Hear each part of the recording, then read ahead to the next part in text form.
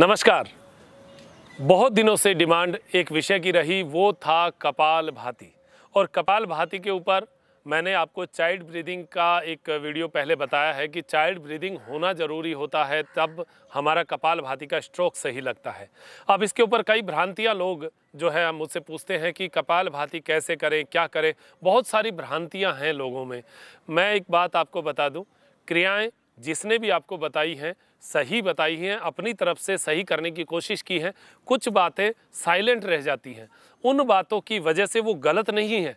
आप उसकी जो सही चीज़ें हैं उनको तो आप एक्सेप्ट करिए, और उसके बाद में जो चीज़ें रह गई हैं वो आप 2-3 वीडियोस देखिए, 2-3 जो योग गुरु हैं उनकी वीडियोस देखिए, और उनसे आपको कुछ चीज़ें निकल कर आएंगी। वो मिलाकर जब आपको कंफर्म हो जाएगी ये कपालभाति मेरा सही है, उसके स्ट्रोक लगाइए। तो आज मैं आपको परिचय देता हूँ कपालभाति का।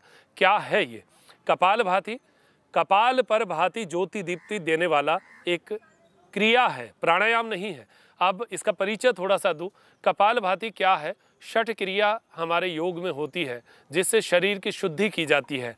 अब शरीर की शुद्धि करने के लिए षट क्रियाएं क्या क्या होती हैं? नेति, नेति यानी नाक को साफ करने वाला, नोस्टल एरिया को साफ कर। पहले ऋषि मुनि क्या होते थे, ध्यान योग में बैठा करते थे तो वो शरीर की शुद्धि करके बैठते थे, और शरीर की शुद्धियों में 6 क्रियाएं करते थे। वो 6 क्रियाओं में एक क्रिया है नेति, जो नाक को साफ करती है, नोस्टल एरिया को साफ करती है। इससे कफ कुपित नहीं होता, कफ निकल जाता है और वो हमारा एरिया जो है एकदम क्लीन हो जाता है। ये है नेति। दूसरा धोती। धोती है हमारा आमाशय, आमाशय को साफ करने की क्रिया होती है, पानी पीकर वोमन करके बाहर निकालना, ये धोती होती है। तीसरी क्रिया है त्राटक। त्राटक होती है आँख से एक मोमबत्ती या एक बिंदु पर नज़र स्थापित करके आँखों को साफ करना, यानी आप देखिए यहाँ से लेके यहाँ तक का पूरा एरिया साफ कर लिया गया है। चौथी जो क्रिया है वो है नौली। नौली क्रिया के बारे में भी मैं आपको बताऊंगा, एक दिन नौली करके बताऊंगा, और उसके साथ उड्डयन बंध उड्डया और अग्निसार क्रियाओं के क्या लाभ हैं वो भी आपको बताए जाएंगे। 5वीं क्रिया है फेफड़े को साफ करने। देखिए आमाशय को साफ कर लिया धोती से, अब फेफड़े को साफ करने के लिए, क्योंकि फेफड़ा जो है वो बाहर के जितने टॉक्सिन, जितना जहर, जितनी प्रदूषण युक्त चीज़ें हैं वो फेफड़े में होके जाती है। अब फेफड़े में कैसे जाती है? नाक से श्वास लेते हैं, नाक में पार्टिकल्स होते हैं जो चिपका लेते हैं उसको, जो कचरा आधा तो चिपक जाता है, लेकिन थोड़ा बहुत जो सूक्ष्म तत्व हैं वो हमारे फेफड़े में चले जाते हैं। फेफड़े के करोड़ों तंतु पूरे दिन तक इतने तंतुओं को लेते रहते हैं तो हमारे फेफड़े में कहीं ना कहीं उनका डिपॉजिट होना शुरू हो जाता है। अब कपालभाति क्या करता है? कपालभाति उस फेफड़े के अंदर फंसे हुए उन सूक्ष्म तत्वों को, पार्टिकल्स को बाहर फेंकने की क्रिया है। इसको समझिएगा आप, यहीं आकर हम कंफ्यूज हो जाते हैं। ये बाहर फेंकने की क्रिया है, इसमें श्वास को झटके से बाहर फेंकना होता है। लेने की क्रिया ऑटोमेटिक होती है, आपको लेना है श्वास, लेकिन उस पर विचार नहीं करते हुए अपने विचारों की शक्ति को श्वास को छोड़ने में लगाना है, क्योंकि कपालभाति का फायदा श्वास लेने में नहीं होगा, श्वास छोड़ने में होगा। तो ये जो कोई लोग कहते हैं कि श्वास लेना नहीं चाहिए, ये गलत है, श्वास लेना चाहिए, ये पहली बात। दूसरा, कंसंट्रेशन जो है वो कहने का मतलब उनका यही था कि कंसंट्रेशन जो है वो श्वास छोड़ने पे होना चाहिए, ना कि लेने पे।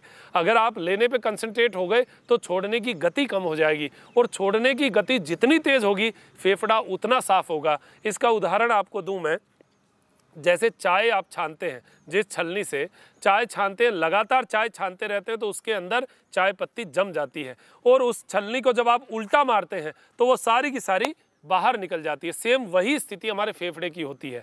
पूरे दिन प्रदूषण से, सूक्ष्म प्रदूषण से हम भरे रहते हैं, उसको निकालने की क्रिया है कपालभाति।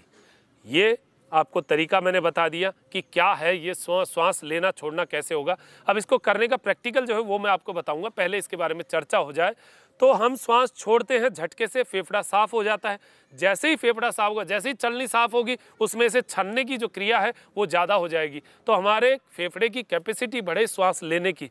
जब हम कपालभाति करते हैं ऑक्सीजन ज़्यादा जाएगा, ऑक्सीजन ज़्यादा जाएगा तो हमारे हार्ट में ऑक्सीजन ज़्यादा जाएगा, हार्ट से ब्लड में ज़्यादा जाएगा, ब्लड से हमारे ऑर्गन्स तक जाएगा, सारी कार्यशीलता बढ़ जाएगी, आपको कपालभाति का फ़ायदा मिलेगा। तो पहली बात, कपालभाति प्राणायाम नहीं है, क्रिया है। क्रिया का काम होता है शुद्धि करना, तो ये शुद्धि करती है। फेफड़े को शुद्धि करना है तो कैसे करना है? श्वास को झटके से छोड़ते हुए करना है, ये शुद्धि की क्रिया है। लेते हुए ध्यान नहीं करना है, लेकिन लेना है श्वास, जभी तो हम छोड़ेंगे। श्वास लेंगे ही नहीं तो छोड़ेंगे कैसे, ये पहली बात। अब आपको कपालभाति के बारे में कुछ सावधानियां बता देता हूं। एक तो स्पीड से कपालभाति नहीं करना है। कई लोग बहुत स्पीड से कपालभाति करते हैं, झटका बहुत स्पीड से लगाते हैं। ये पहली बात आपको बता दूं, कपालभाति की तासीर गर्म होती है। ये गर्म तासीर की क्रिया है। अगर आपने कपालभाति ज़्यादा कर लिया और उसके आगे पीछे कुछ नहीं किया तो शरीर में गर्मी बढ़ा देगा, फोड़े फुंसियाँ हो सकती हैं, पेट में पित्त बढ़ सकता है, आंतों में गर्मी आ सकती है, ये संभावनाएं हैं। इसको करने के बाद इससे ज़्यादा मात्रा में आपको अनुलोम विलोम करना ही चाहिए, ये ध्यान रखना। ये पहली सावधानी। दूसरी सावधानी, कपालभाति को हमेशा खाली पेट करना। सुबह फ्रेश होके आइए, पानी पीजिए, फ्रेश हो जाइए, फिर उसके बाद में आइए, बैठिए, सुखासन, अर्धपद्मासन, वज्रासन, स्वास्तिकासन, सिद्धासन। आप इन आसनों में बैठे, हालांकि सिद्धासन में नहीं बैठना चाहिए, वो गृहस्थ के लिए नहीं है। आप सुखासन में बैठ सकते हैं, अर्धपद्मासन, पद्मासन में बैठ सकते हैं।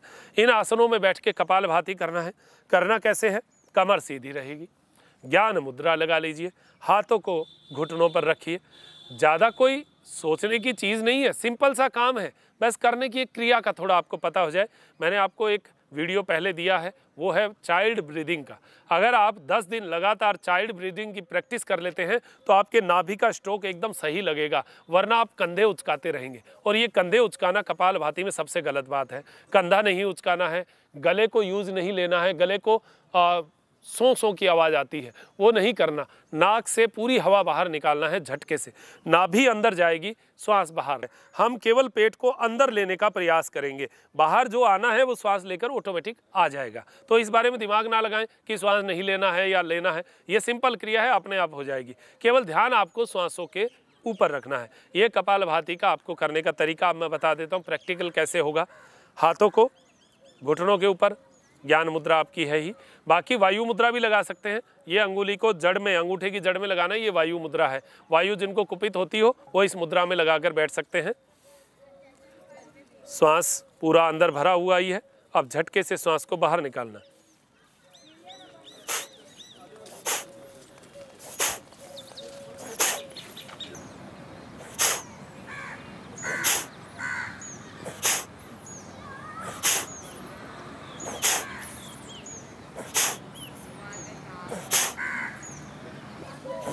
अब आप देखिए, झटके से पेट अंदर जा रहा है, श्वास बाहर आ रहा है, और जब हम श्वास ले रहे हैं तो पेट ऑटोमेटिक बाहर आ रहा है।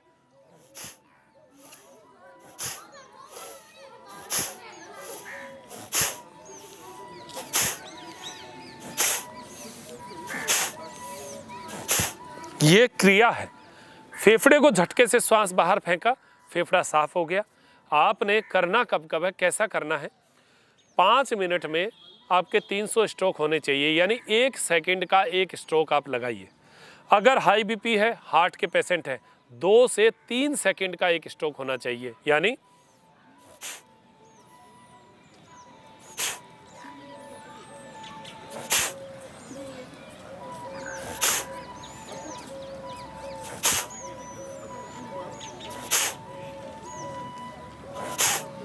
ये नाभि अंदर, श्वास बाहर।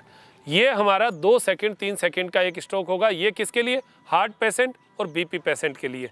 ये बहुत शानदार क्रिया है। इस क्रिया को अगर आप करेंगे तो आपके फेफड़ों की शुद्धि होनी ही होनी है। 5 मिनट में 300 स्ट्रोक होंगे अगर आप 1 सेकंड में 1 बार करेंगे। अगर 2 सेकंड में 1 बार करेंगे तो 150 स्ट्रोक होंगे। तो 5 मिनट आप करिए, 1 मिनट रुक जाइए, सूक्ष्म क्रियाएं कर लीजिए, पैरों को खोल लीजिए, थोड़ी अंगुलियां, हाथों को, थोड़ा शरीर ऐसे कर लीजिए। कपालभाति में एक चीज़ ध्यान रखना, शुरू में जो करेगा उसको कमर में दर्द आएगा, यहाँ पर इस जगह कमर में खिंचाव आ सकता है, दर्द आ सकता है। जैसे ही आपको खिंचाव या दर्द महसूस हो आप छोड़ दीजिए, थोड़ा रिलैक्स होइए, कमर को हिलाइए, सूक्ष्म क्रियाएं करिए, फिर वापस कर लीजिए। 10 दिन तक आपको ऐसा हो सकता है। आपकी जो कमर की नसें हैं वो स्टफनेस से धीरे धीरे निकल जाएंगी, कपालभाति के स्ट्रोक लगने शुरू हो जाएंगे। 15 दिन तो आपको स्ट्रोक भी सही नहीं लगेंगे, कभी इधर कभी उधर, कभी इधर कभी उधर जाएगा। छोड़ना नहीं है, 15 दिन लगातार करिए। उसके बाद में एक चीज़ और ध्यान रखना, जब पहले 100 स्ट्रोक लगाते हैं तो भी आपके स्ट्रोक सही नहीं लगेंगे, 100 स्ट्रोक तक इधर उधर भागेंगे। ये मैं अनुभव बता रहा हूँ, जिससे आपके लिए बढ़िया रहेगा कपालभाति लगाना। 100 स्ट्रोक के बाद जो स्ट्रोक लगते हैं वो सही जाते हैं और टक टक टक टक यही गति होती है उसकी, और बहुत शानदार इफेक्ट आपको मिलता है। तो कपालभाति करना है तो ऐसे स्ट्रोक लगाइए जो आपको शुद्धि दे, आपके फेफड़ों को साफ करें और आप खुद अपने आप को ताकतवर महसूस करें। तो ये कपालभाति क्रिया के बारे में मैंने आपको बताया है। गरम तासीर का है। ये करने के बाद 5 मिनट का 300 बार किया, 5 मिनट का 300, 5 मिनट का 300, 15 मिनट आपको कपालभाति करना है। कपालभाति के तुरंत बाद आपको अनुलोम विलोम प्राणायाम करना है। अनुलोम विलोम प्राणायाम 15 मिनट अगर आप कपालभाति करते हैं तो मैं तो ये कहता हूँ कि 20 मिनट अनुलोम विलोम कीजिए। ये उस उद्वेलन को, जो हमारे शरीर में गर्मी हुई है, उसके ताप क्रम को संतुलित कर देगा अनुलोम विलोम। तो ये प्राणायाम जरूर करना है। इससे पहले, हालांकि क्रम की अगर बात करें तो भस्त्रिका पहले करना है, फिर कपालभाति करना है, फिर अनुलोम विलोम करना है, फिर उज्जाई और उद्गीत करना है। 5 प्राणायाम कर सकते हैं। बीच में आप जो है उज्जाई और भ्रामरी कर सकते हैं और उद्गीत कर सकते हैं। फिर उसके बाद में शीतली शीतकारी कर सकते हैं, वो गर्मियों के लिए, सर्दियों के लिए नहीं है। तो ये 7-8 प्राणायाम का एक आपको रूप मिल सकता है जो आपके लिए बढ़िया रहेगा। तो कपालभाति कैसे करें, इसके क्या लाभ है? अब लाभ की बात करें तो कपालभाति केवल पित्त कारक रोगों में जो है नहीं करना है, पित्त बढ़ाएगा क्योंकि गर्मी बढ़ेगी।